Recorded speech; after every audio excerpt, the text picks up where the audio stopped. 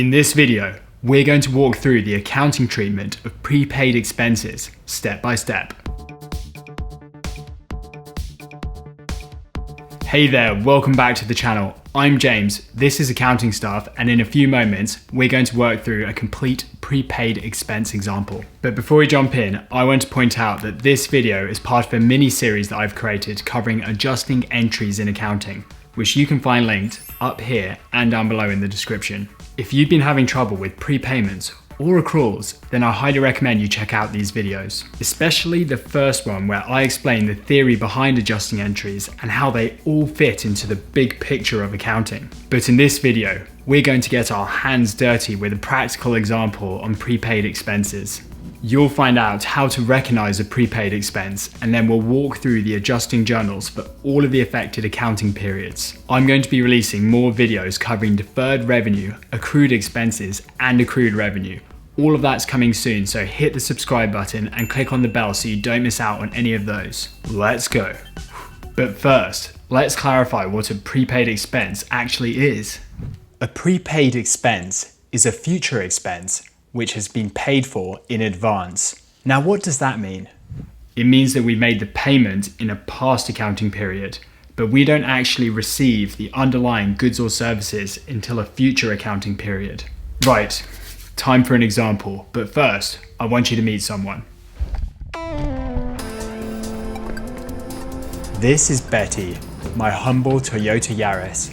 She's not the biggest, and she's certainly not the fastest. In fact, she's kind of old, but she moves me around from A to B, and for that privilege, I have to buy car insurance.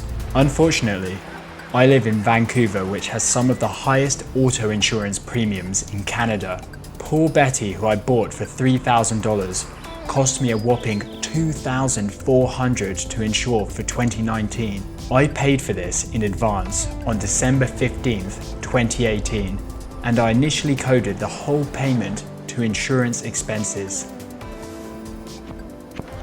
Question: what monthly adjusting entries do we need to post to record this transaction in line with the accrual basis of accounting? We'll begin by taking stock of the facts. At the end of 2018, we'd already paid for our insurance coverage for the following year. So, this was a future expense which I had paid for in advance. Does that sound familiar? Yes, we are dealing with a prepaid expense. I paid $2,400 in advance on December 15th, 2018, which I coded to the insurance expense account.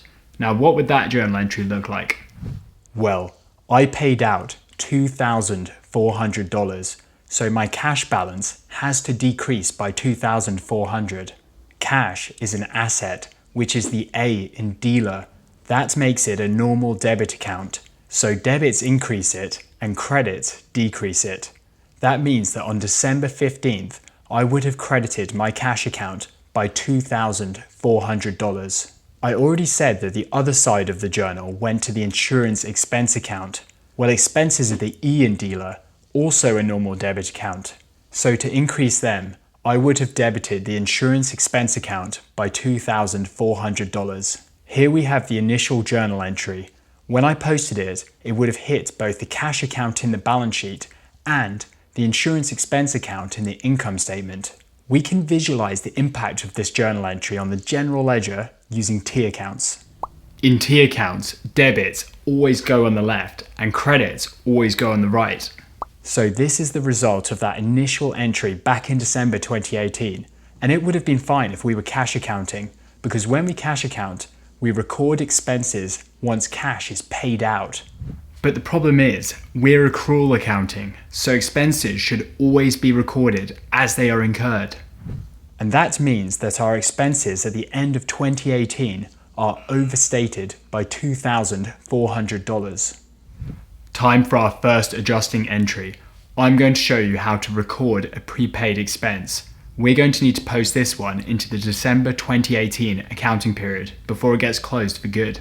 Our insurance expense account is overstated by $2,400, so our adjusting journal needs to clear all of this out.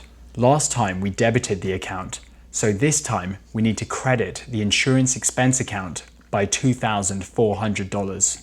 But where does the other side of this journal entry go? We can't put this anywhere in the income statement because that will affect our profit for the year. That leaves us with one option, the balance sheet. But where in the balance sheet? Is a prepaid expense an asset or a liability? Well, there's an easy way to check this.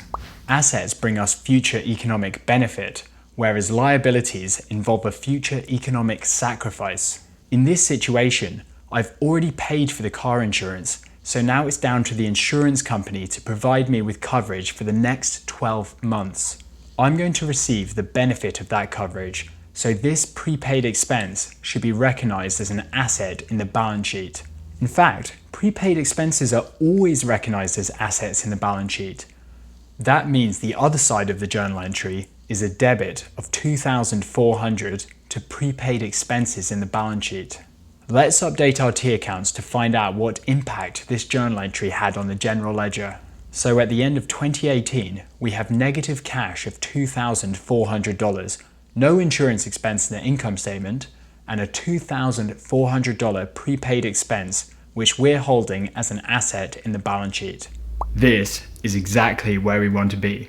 Now, when it comes to 2019, we have some more adjusting entries to post, 12 in total, one for each month of the year. So let's bring up a timeline for 2019 and break it down into 12 accounting periods, from January 1st all the way through to December 31st.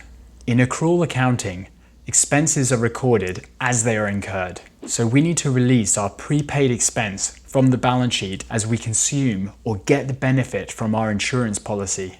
In January 2019, I've consumed 1/12 of the insurance coverage. 1/12 of $2,400 is $200. So the insurance expense that we need to recognize in our income statement is $200 for January 2019. The adjusting journal entry that we need to post looks like this. We need to debit the insurance expense account by $200 to increase our expenses in the income statement. And we need to credit prepaid expenses by $200 to decrease our assets in the balance sheet.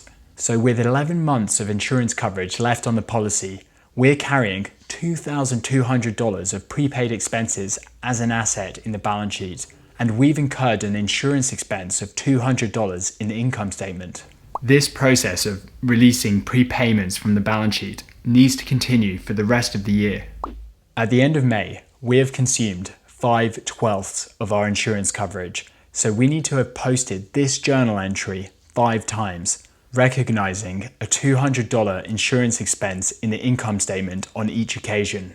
With 7 months of insurance coverage left on our policy, we have $1,400 of prepaid expenses held in the balance sheet and $1,000 of insurance costs expensed in our income statement. 5 months of policy consumed over a 12-month period, which gives us $1,000. Likewise, you could do the same to work out the prepaid expense in the balance sheet. We have 7 months of coverage or future economic benefit left on the policy, so we have prepaid expenses of $2,400 multiplied by 7 over 12, which gives us an asset of $1,400 in the balance sheet. Come December 31st, the adjusting entry we need to post is exactly the same as the ones that we posted for the previous 11 months.